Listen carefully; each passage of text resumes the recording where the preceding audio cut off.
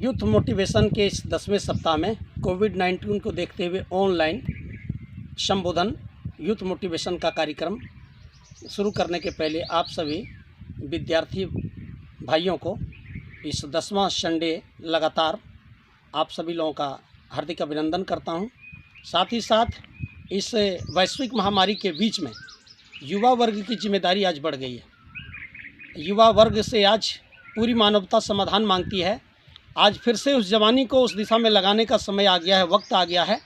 जब कभी भारत माता ने कहा था करो या मरो, आज उसी तरीके से आज युवा लोगों को इस कोविड-19 के दौर में आज विश्व मानवता के सामने प्राण के संकट, आज ये कोरोना का दूसरा लहर जो आया है, पूरी मानवता बेचैन है।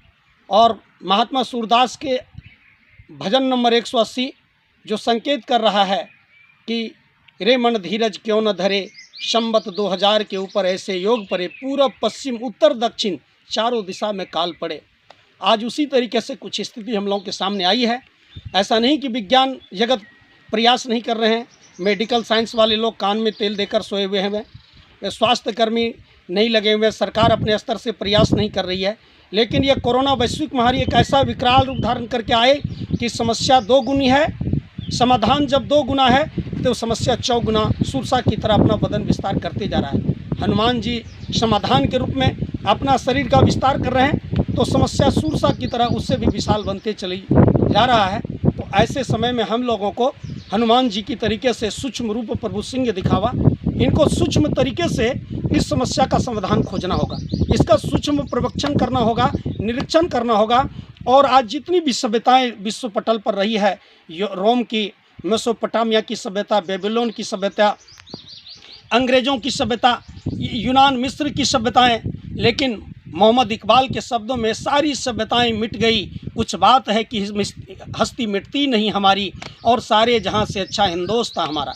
ये हिंदुस्तान की धरती में जिस तरीके से एक विदेशी आक्रांता आए, डच, शक, हुन, फ्रांसीसी, सिकंदर को भी यहाँ आकर के हमारे संतों के वर्चस्व के सामने, ब्रह्म बल के सामने पराजित होना पड़ा था, और सिकंदर को भी बैरंग वापस लौटना पड़ा था। जिस तरह हिंदुस्तान की धरती फिरंगियों से लेकर विदेशी आक्रांताओं का सामना किया और हर शख्स को इस भारत की भूमि में पराजित होकर लौटना पड़ा, उसी तरीके से आज विश्व मानवता के सामने, जो हम लोगों के सामने बहुत सारी सभ्यताओं का अन्वेषण किया गया, शोध किया गया, लेकिन उसमें जो सबसे ऊपर छन कर आया, जो आज युग के अध्यात्म जगत के जो महान वैज्ञानिक के रूप में मानवता के सामने ऋषि प्रणीत जीवन शैली का जिन्होंने आविष्कार किया, अखिल विश्व गायत्री परिवार के संस्थापक, वेद मूर्ति, तपोनिष्ठ, युग सृष्टा, युग दृष्टा गुरुवर परम पूज्य गुरुदेव पंडित राम शर्माचार्य जी ने पूरी मानवता को आज से सन 1911 में जिनका जन्म हुआ, जिन्हें 24 सालों तक अपने जीवन साधना के द्वारा अपने जीवन को ही प्रयोगशाला बनाकर गायत्री मंत्र पर उन्हें रिसर्च रहा। जीवन के 52 वर्ष तक लगातार किन्हीं से उन्होंने बात नहीं किया, और जीवन के अंतिम 22 वर्षों में कहते हैं 3000 से अधिक पुस्तकों का जिन्होंने लेखन कर दिया। वेद, उपनिषद, जितने भी हमारे जो आर्ष ग्रंथ थे, वैदिक साहित्य थे, जो 2000 वर्षों की गुलामी में नष्ट भ्रष्ट हो गए थे, या तो वो अगर कुछ उसका टूटा फूटा रूप था तो उनको ऐसे ऐसे नष्ट भ्रष्ट कर दिए गए थे, श्लोकों में हेर फेर कर दिया गया था। उन महान सूत्र से मानवता वंचित होने वाली थी। तो एक ऐसे उज्जवल भविष्य के प्रणेता के रूप में परम पूज्य गुरुदेव पंडित राम शर्माचार्य जी का आगमन हुआ, जिनने ऋषि प्रणत जीवन शैली पर अन्वेषण किया, शोध किया, रिसर्च किया, और अखिल विश्व गायत्री परिवार का केंद्रीय मुख्यालय शांति कुंज हरिद्वार में जिनकी अपनी वैज्ञानिक प्रयोगशाला है, जिसका नाम है वैदिक भाषा में ब्रह्म वर्चस्व शोध संस्थान, अर्थात मनुष्य के ब्रह्म बल को किस तरह से जीवंत जागृत किया जा सकता है। आज पूरी दुनिया में बात चल रही है, मेडिकल साइंस से लेकर स्वास्थ्य कर्मी तक कर रहे हैं इम्यूनिटी पावर बढ़ाओ, इम्यूनिटी। केवल इम्यूनिटी से काम नहीं चलने वाला है मित्रों, इम्यूनिटी बनाम ह्यूमैनिटी अर्थात मानवीय गुणों को भी अपने अंदर से विकसित करना पड़ेगा। हमारे ऋषि प्रणत जीवन शैली का जो परम पूज्य गुरुदेव आचार्य जी ने अन्वेषण किया, उसमें 7 धाराएं हमारे जीवन रक्षक तत्व की तरह पूरी मानवता का सुरक्षा कवच के रूप में हमारे लिए कारगर हो सकता है। वह 7 विधाओं में सबसे पहला विधा उनका है गायत्री मंत्र की उपासना। गायत्री महामंत्र की उपासना पर उन्होंने शोध किया, और गायत्री मंत्र ऐसे विशिष्ट अक्षरों का गुम्फन है, जिस तरीके से हिंदी की वर्णमाला में कहते हैं, हिंदी की वर्णमाला होती है, इंग्लिश का अल्फ़ाबेट होता है, उर्दू की अपनी वर्णमाला है, उसी तरीके से गायत्री मंत्र संस्कृत शब्दों का एक ऐसे विशिष्ट अक्षरों का अन्वेषण और एक ऐसी अद्भुत कहिए कि सजा हुआ गूथा हुआ माला की तरीके से है जो पूरी मानवता के लिए आज है सो संजीवनी का कार्य करेगी। गायत्री मंत्र की उपासना प्राण का संवर्धन करता है। गायत्री मंत्र की उपासना मनुष्य को ऊर्ध्वगामी बनाता है। गायत्री मंत्र की उपासना सात्विक जीवन शैली की ओर उन्मुख करता है। आज पूरी मानवता चिंतित है कि ह्यूमैनिटी पावर कैसे बढ़ाया जाए। ह्यूमैनिटी पावर बढ़ाने के लिए हमारे ऋषियों ने कहा था सात्विक जीवन शैली। गायत्री मंत्र की उपासना जिस तरह सूर्य उगते ही काली बादल को घनघोर कुहासा को छांटते हुए पूरे वातावरण में प्रकाश का विकिरण फैल जाता है और अंधेरे को प्रकाश में बदल देता है। मित्रों, उसी तरह गायत्री मंत्र की उपासना मनुष्य के जीवन में छाए हुए तमसो मां ज्योतिर्गमय तमस स्तर की जो हमारे अंदर जो तत्व है, वैदिक ऋषियों के शब्दों में 3 तरह का तत्व हमारे मनुष्य जीवन में पाया जाता है, सत, रज और तम। प्रकृति में भी है और हमारे शरीर के अंदर भी है। तो गायत्री मंत्र की उपासना तम तत्व को, तमस को और रजोगुण को, तमोगुण और रजोगुण को नियंत्रित करती हमारे अंदर सात्विकता की अभिवृद्धि करता है। और घनघोर कुहासा जैसा अंधेरा छाया हुआ धूप गहन रातों में जब दिख नहीं रहे हो हाथों को हाथ, तो इस भगजोगनी की चर्चा ही फिजूल है। लेकिन किसी ने कहा यह शहर का संकेत है। किसी कवि ने कहा था, आज हम लोगों के बीच में नहीं रहे, एक स्वर्गीय विधायक जी लिखे थे, परिवर्तन की आस, उज्जवल भविष्य की आस कभी नहीं छोड़नी चाहिए। उज्जवल भविष्य का संकेत करता था कि जब इस घूप गहन रातों में जब दिख नहीं रहे हाथों को हाथ, तो दूर से आ रही भगजोगनी की रोशनी की चर्चा फिजूल है। लेकिन किसी ने कहा यह शहर का संकेत है। मित्रों, उज्जवल भविष्य आने वाला है। महात्मा सूरदास के 180 भजन के अंतिम पैरा में यदि पढ़ते हैं तो कहते हैं, पूरब पश्चिम उत्तर दक्षिण चारों दिशा में काल पड़े, प्रजा बहुत मरे, लेकिन पुनी जग दिशा फिरे। इसके बाद फिर से परिवर्तन का चक्र शुरू होगा।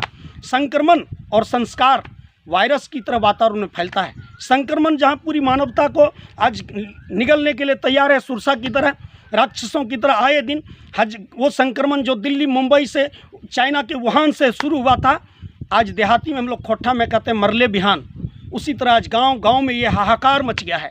सारी तंत्र हमारा फेल दिखाई पड़ रहा है। लेकिन ऐसे समय में जिस तरीके से स्वास्थ्यकर्मी वैज्ञानिकों के पास अपनी विधाएं हैं, तो हम अखिल विश्व गायत्री परिवार के पास भी ऋषियों के प्रणत जीवन शैली की 7 विधाओं का हम लोगों को अवलंबन लेना चाहिए। पहली विधा गायत्री मंत्र की उपासना। गायत्री महामंत्र ये सूर्य का मोबाइल नंबर है, ये सृष्टि का मूल मंत्र है। और इस गायत्री मंत्र की उपासना से कहते हैं ये प्रकृति के जो सत तत्व है, सूर्य की जो अक्षय ऊर्जा है, उसका सूक्ष्म शक्ति का आकर्षण हमारे शरीर में, जैसे सोलर प्लेट सूर्य की गर्मी को खींचकर बैटरी चार्ज करता है, उसी तरीके से गायत्री मंत्र की उपासना हमारे अंदर उस एबिलिटी और क्षमता को विकसित करता है। इसके अन्वेषक ऋषि का नाम है विश्वामित्र। विश्वामित्र का प्रतिमा शांति कुंज में परम पूज्य गुरुदेव ने स्थापित किया और उन्हीं के नाम पर गायत्री मंत्र को उन्हें पूरे विश्व का मित्र बना करके ये स्पॉट कर दिया कि है पूरी दुनिया के लोगों, यदि आप किसी को मित्र बनाना चाहते हो, विश्व का कल्याण चाहते हो, तो गायत्री मंत्र को अपना मित्र बना लो। गायत्री मंत्र की उपासना से अपने जीवन को जोड़ लो। ये विश्वामित्र की विधा। दूसरा, ऋषि याज्ञवल्क्य की विधा, यज्ञोपैथीज कंप्लीट पैथी, पैथी का मंत्र उपचार। आज हमारे पास एलोपैथ है, नेचुरोपैथ है, एक्यूप्रेशर पैथ है, लेकिन हमारे ऋषियों ने कहा यज्ञोपैथीज कंप्लीट पैथी, यज्ञ के द्वारा रोगोपचार। आज मेडिकल साइंस कह रहे हैं कि 50 डिग्री के तापमान पर कोरोना का वायरस 70% कंट्रोल है, 60% में वो 90% मर जाता है उसका वायरस। तो लेकिन यज्ञ में जो अग्निहोत्र है, जिसको वेदों ने कहा था अग्नि मिले पुरोहितम, यज्ञ की विधा क्या था मित्रों? यज्ञ है सो अग्नि को भगवान का मुख माना गया है। अन्य देवी देवताओं के विग्रह प्रतिमा के सामने जो भी हम लोग भोग समर्पित करते हैं, बाद में भक्त लोग स्वयं प्रसाद के रूप में उनको ग्रहण कर लेता है। लेकिन अग्नि मिले पुरोहितम, अग्नि के मुख में जो कुछ भी हम डालते हैं वो खाते हैं अग्निदेव, और एक के बदले 100 दिलाते हैं अग्निदेव। यज्ञोपैथीज complete pathy. अभी तक उपचार की जितनी विधाएं थी उसमें 100% आज के संक्रमण और वायरस को समाप्त करने में यज्ञ से अपना जीवन को जोड़ना चाहिए। यज्ञोपैथीज कंप्लीट पैथी ये समग्र उपचार है जो हमारे यहाँ जंगलों में जो दिव्य जड़ी बूटियाँ हैं। दूसरा ऋषि हमारे पास चरक थे, चरक जिनने जड़ी बूटियों पर अन्वेषण किया।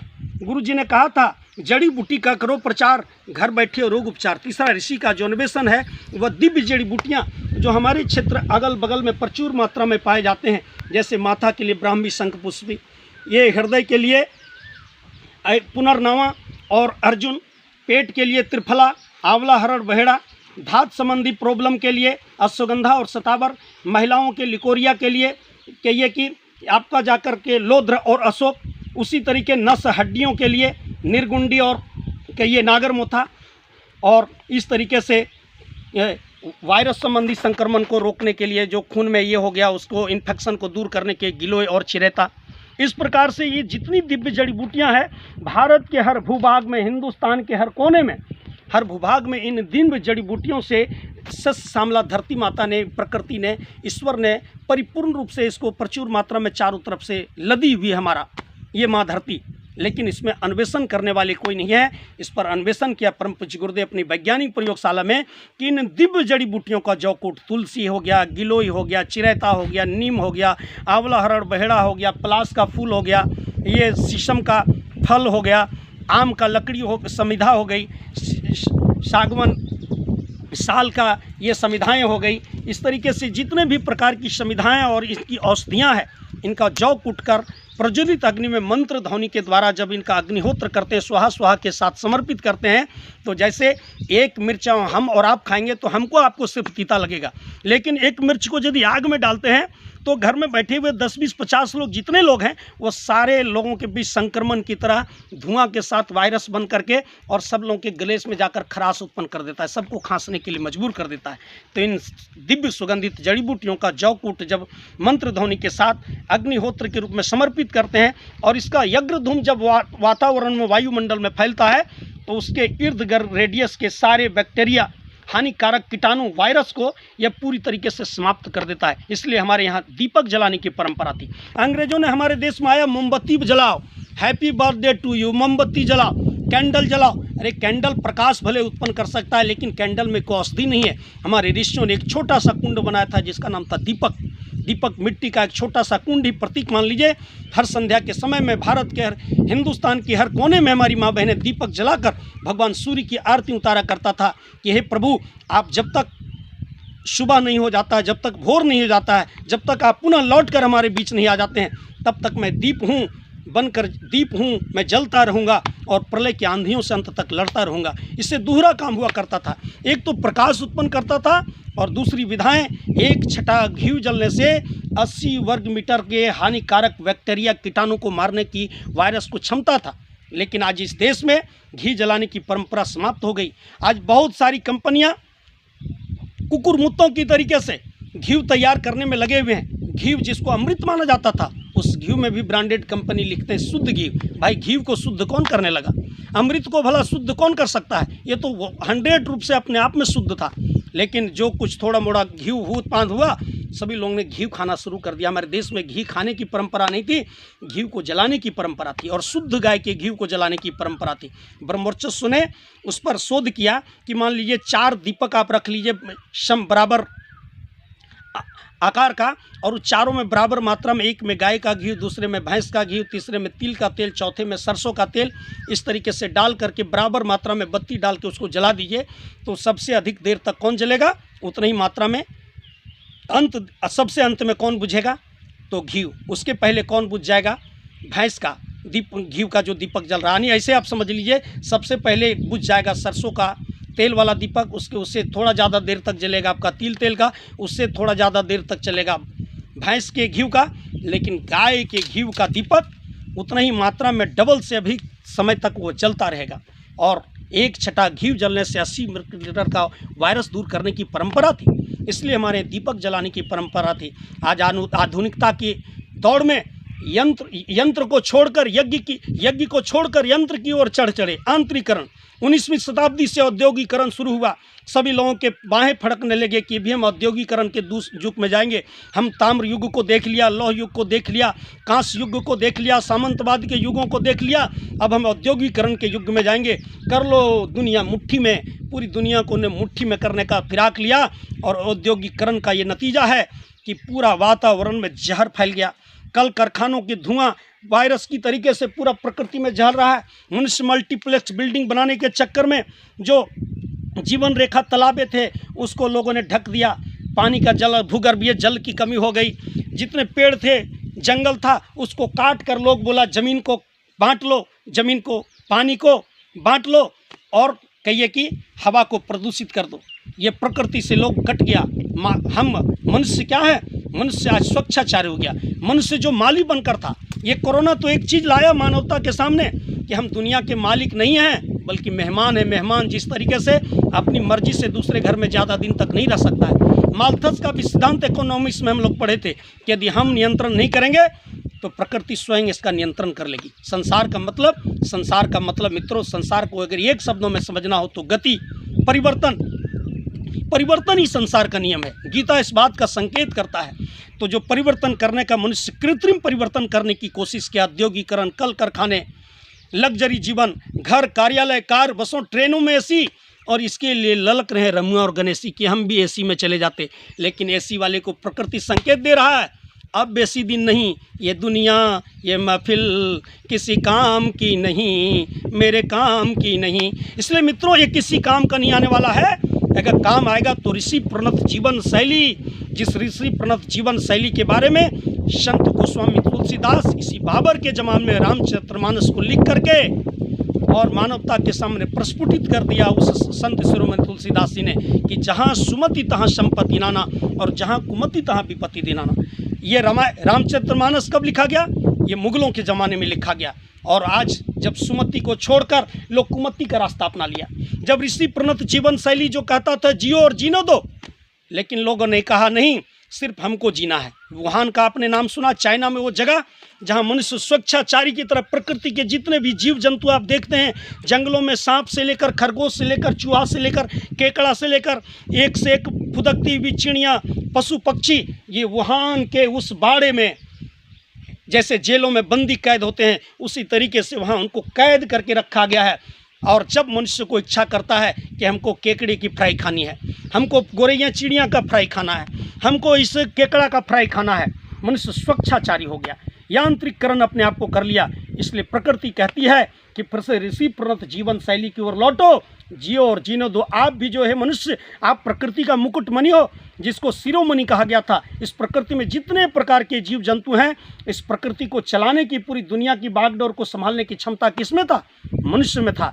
लेकिन मनुष्य केवल अपनी ह्यूमैनिटी बढ़ाने के लिए, ह्यूमैनिटी खत्म हो जाए, मानवीय गुण समाप्त हो जाए, कोई बात नहीं है। जीवा स्वाद के लिए, आज आदमी केवल स्वाद के लिए जीना शुरू कर दिया। स्वास्थ्य को दरकिनार करके रख दिया कि हमारे पास हॉस्पिटल है कि नहीं, हमारे पास टैबलेट है कि नहीं, हमारे पास चिकित्सक हैं कि नहीं, हम कर लेंगे पूरी दुनिया को मुट्ठी में। लेकिन आज ये कोरोना का संकट पूरी मानवता को फिर से प्रश्नचिन्ह किया। कौन हे अंगुलीमाल की तरह, अंगुलीमाल के रास्ते से भगवान बुद्ध जा रहे थे, अंगुलीमाल आवाज़ लगा रहा था, ठहरो, इधर कहाँ जा रहे हो? जब फिर भी भगवान बुद्ध नहीं ठहरे, बोले ठहरो, तब भी नहीं ठहरे, फिर आवाज़ लगाया तीसरा, ठहरो। तो भगवान बुद्ध ने प्रत्युत्तर किया, मैं तो ठहर गया, तुम कब ठहरोगे? आज प्रकृति हमसे यही कह रही है, मनुष्य कितना दूर तक भागोगे? कब तक तुम चाहते हो कि कर लें दुनिया मुट्ठी में? इसलिए इस मुट्ठी भरी दुनिया को अब हम लोगों को ऋषि प्रणत जीवन शैली की ओर लौटना पड़ेगा। जियो और जीने दो, सारी सिया राम मैं सब जग जानी, करहूँ प्रणाम जोरी जुग पानी। इस भाव के साथ फिर से मानवीय गुण को विकसित करना पड़ेगा। इसलिए आज कोविड-19 के इस दौर में हम सभी लोग अपनी जिम्मेवारी को समझें और अपनी जिम्मेवारी को तय करें। मित्रों, हमारे जितने भी युवा साथी लोग हैं, आज के समय में अपने अगल बगल परिवार, मित्र, दोस्त अधिक से अधिक फैलाएं। और जो अभी WHO का गाइडलाइन आया, हमारे ब्रह्मचर्य का जो प्रज्ञा अमर में गाइडलाइन आया है कि प्रतिदाम सूर्योदय के पहले उठें, आप गर्म पानी का सेवन करें, प्राकृतिक भोजन, अंकुरित अनाज का सेवन करें, गिलोय चिरायता, अपने घर में दालचीनी है, ये कहिए सौंठ का चूर्ण है, ये लौंग है, इलायची है, तुलसी है, इसका क्वाथ काढ़ा बना करके 1-2 टाइम चाय की तरह आप घर में अवश्य पिएं। ऑक्सीजन की मात्रा बढ़ाने के लिए आप प्राणायाम करें। ऋषियों की प्रणत जीवन शैली, पतंजलि का जो योग था, योग प्रणत जीवन शैली, योग जो हमको योग अर्थात ईश्वर से जोड़ने की जो विधा थी। योग का मतलब लोग समझते हैं जिम सेंटर जा करके केवल उछल कूद करने, नहीं। योग मतलब जुड़ना, जोड़, किससे जोड़ें? तो ईश्वर के पास जो एनर्जी, उससे अपने आप को कनेक्शन करें। पतंजलि की जो विद्या थी, प्राणायाम से आदिवादी का निवारण। आज कोरोना का सबसे अटैक कहाँ हो रहा है? फेफड़े में हो रहा है। लेकिन जो प्राणायाम करते थे, अनुलोम विलोम, प्राकर्षण प्राणायाम, भ्रामरी प्राणायाम, ये कहिए कि वो कपाल भाती का प्राणायाम, इससे हमारे फेफड़े मजबूत होते, हमारे हृदय को प्रचुर मात्रा में खून मिलता था, हृदय की दुर्बलता समाप्त होती थी। लेकिन आज लोगों ने छोड़ दिया। प्राण शक्ति का विवर्धन कैसे? भाप विधि कि जिस तरीके से आप सैनिटाइज करते हैं हाथ को, पैर को, वहाँ के वातावरण को, फेफड़े का सैनिटाइज करने का क्या विधा था? तो ऋषियों ने कहा था भाप विधि। फेफड़े को सैनिटाइज करने की विधि क्या था? प्राणायाम। फेफड़े को सैनिटाइज करने की विधि क्या था? यज्ञ। यज्ञ का धूम, जो अग्निहोत्र से जो ऊर्जा निकलती थी, उसको लोग ग्रहण करते थे, रोमकूपों के माध्यम से हमारे शरीर में प्रवेश करता था। इसलिए मित्रों, ये ऋषि प्रणत जो महर्षि पतंजलि का जो योग है, अष्टांग योग है, ऋषि चरक की जो दिव्य जड़ी बूटियाँ हैं, याज्ञवल्क्य ऋषि का यज्ञोपैथी है, विश्वामित्र का गायत्री महामंत्र है, और शेष ऋषियों की हम चर्चा अगले किस्त में करेंगे। लेकिन युवा विद्यार्थियों, इस सरकार के गाइडलाइन को देखते हुए इस बार ऑनलाइन हम आप लोगों के बीच उपस्थित हुए। आप लोगों का आग्रह था कि भैया आप कभी भी हम लोगों को एक पॉजिटिव विचार से अलग मत कीजिएगा, क्योंकि आज संक्रमण के दौर में सबसे ज़रूरत की जो चीज़ है इम्यूनिटी जो बढ़ाने का, वो मेंटल बूस्टर है, वैचारिक क्षमता। करो या मरो का जब नारा चल रहा है, अगर मरना ही हमको है तो हम क्यों नहीं देश को आज़ाद करते हुए मारे जाएं? अंग्रेज़ों की लाठी से क्यों मरें? हम लड़ाई लड़ते हुए क्यों नहीं मरें? इसलिए खड़ा हिमालय बता रहा है, डरो ना आंधी पानी में, खड़े रहो तुम अविचल होकर हर संकट तूफानी में।